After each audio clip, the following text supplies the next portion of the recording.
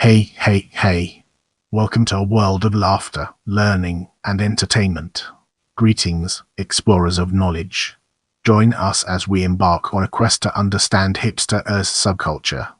The terms hipster or hepcat, as used in the referred to aficionados of jump blues and jazz, in particular bebop, which became popular in the early The hipster subculture adopted the lifestyle of the jazz musician, including some or all of the following features: conk hairstyles, loose-fitting or oversize suits with loud colors, jive talk slang, use of tobacco, cannabis, and other recreational drugs, relaxed attitude, love for jazz or jump blues music, and styles of swing dancing, especially Lindy hop.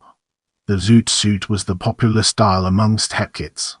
It incorporated baggy or oversized suits, sometimes with loud colors, thick chalk stripes, floppy hats, and long chains. Many zoot suiters would often wear a fedora or pork pie hat, color coordinated with the suit. Occasionally they would have a long feather on the fedora or pork pie hat as decoration. When conversing, hepcats would communicate in jive talk.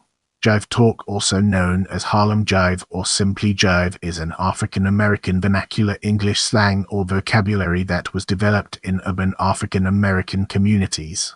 It was adopted more widely in African-American society and then later into the mainstream. This style of English dialect peaked in the In 1938, jazz band leader and singer Cab Calloway published the first dictionary by an African-American. This dictionary was specified for jive talk and other phrases that were popular amongst African-American youth. Let's now turn our attention to history and uncover the fascinating insights it brings to the table.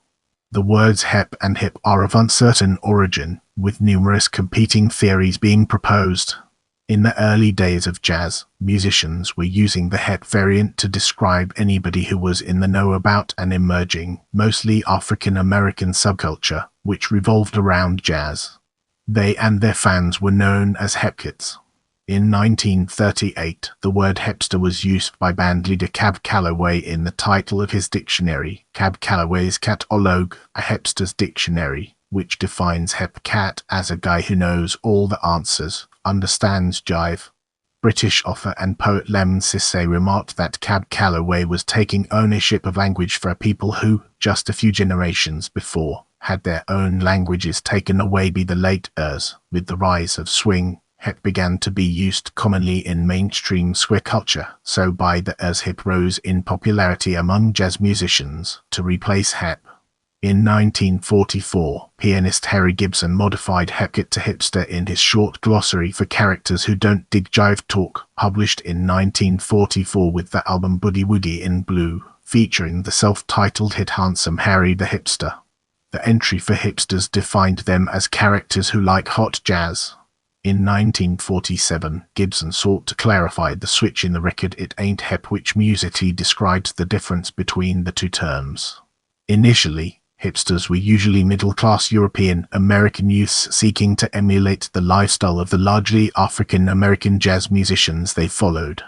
In the jazz scene 1959, the British historian and social theorist Eric Hobsbawm, originally writing under the pen name Francis Newton, described hipster language jive talk or hipster talk as an argot or cant designed to set the group apart from outsiders.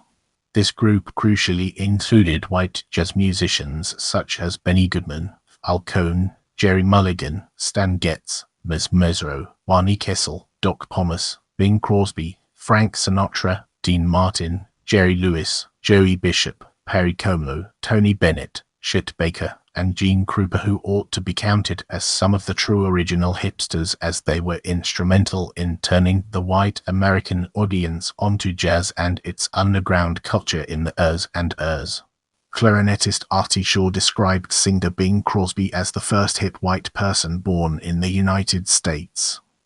Hipsters were more interested in bebop and hot jazz than they were in swing, which by the late was becoming old-fashioned and watered down by squares like Lawrence Welk, Guy Lombardo, and Robert Coates. In the white youth began to frequent black communities for their music and dance.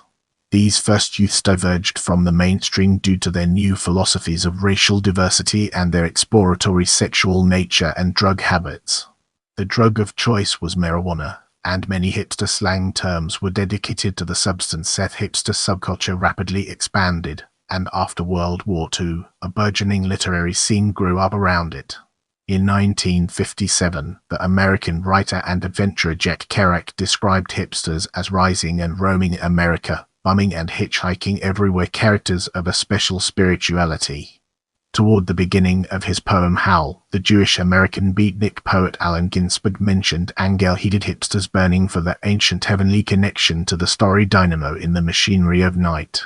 In his 1957 essay The White Negro, the American novelist and journalist Norman Mailer characterized hipsters as American existentialists, living a life surrounded by death, annihilated by the atomic war or strangled by social conformity, and electing instead to divorce from society, to exist without roots, to set out on that uncharted journey into the rebellious imperatives of the self.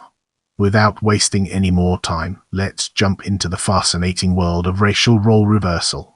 The new philosophy of racial role reversal was transcribed by many popular hipster authors of the time. Norman Mailer's 1957 pamphlet, entitled The White Negro, has become the paradigmatic example of hipster ideology.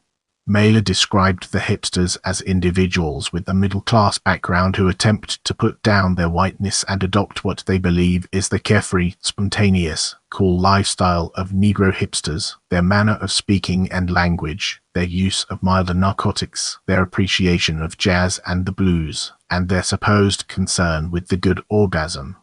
In a nod to Mailer's discussion of hipsterism, the United States Cold War deployments of African American culture and personalities for the purposes of public diplomacy has been discussed as hipster diplomacy.